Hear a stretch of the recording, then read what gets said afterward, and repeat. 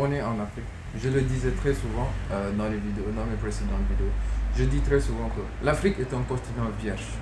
On a tout pour réussir. Et ici, tout est à faire. Récemment, avec la crise qu'on a eu à vivre et qu'on vit toujours, on a vu une recrudescence des services digitaux. Surtout des services digitaux. Effectivement. Donc, c'est une brèche ou bien c'est quelque chose à vraiment exploiter avec le maximum. C'est-à-dire se positionner très tôt. Très tôt. Et puis, pouvoir faire le maximum. Être très professionnel. Garder son calme.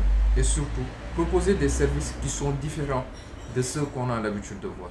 Toi, comment est-ce que tu le vois? Bah, écoute, tout le temps, les experts sont là en train de parler. Ils parlent souvent, bon, c'est-à-dire que les gens n'y prêtent pas attention et tout ça.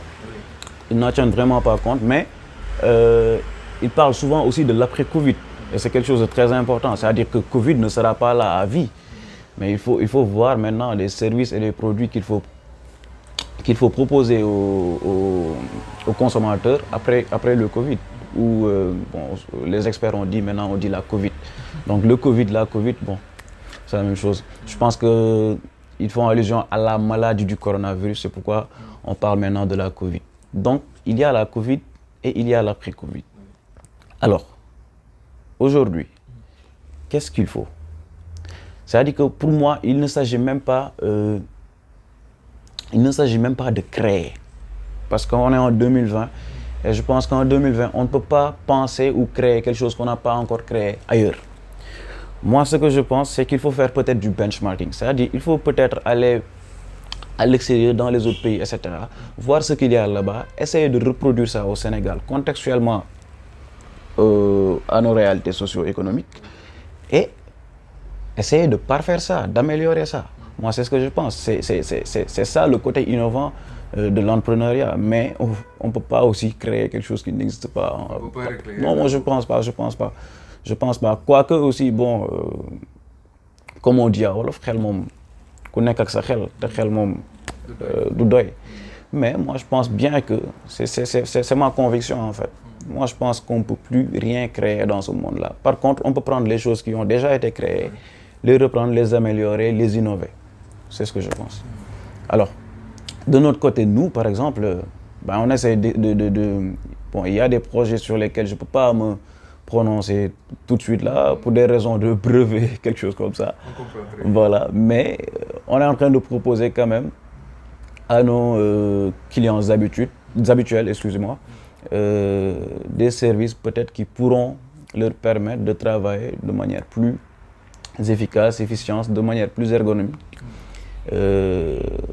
Qu'il y ait par exemple aujourd'hui Covid ou pas, qu'ils puissent bénéficier de ce genre de services digitaux et de faire en sorte que leur travail puisse s'améliorer de manière à ce que, voilà, à ce qu'il n'y ait pas de frein, quoi. Mais parle-nous un tout petit peu de ton entreprise. Ah voilà, mon entreprise, c'est une entreprise que j'ai créée en 2017. Pendant que je gérais en même temps, pendant que je faisais partie donc des gérants d'une entreprise familiale. Donc je l'ai créée parallèlement parce que moi, au niveau de ma famille, bah, il ne s'agit pas de venir dire que ouais, je fais partie de la famille, donc vous devez obligatoirement me donner quelque chose, un os à ronger ou quelque chose comme ça. Non, ça ne se passe pas comme ça dans ma famille. En famille, il faut prouver. Il faut prouver. C'est très important. Ouais, dans ma famille. Parce que nous, en tant que jeunes, on a surtout l'habitude de dire, voilà, aujourd'hui je fais partie de la famille, ou bien je suis là, donc j'ai obligatoirement droit à la part du gâteau. Alors que non. Papa gère une entreprise, je dois travailler dans cette entreprise-là. Et même si tu n'es pas compétent, que va devenir l'entreprise-là? Vraiment. Donc c'est une question qu'il faut se poser. En tout cas, au niveau de ma famille,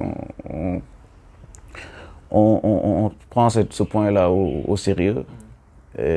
Si tu arrives à prouver que tu peux franchement gérer par exemple une entreprise, ou bien que tu peux la développer.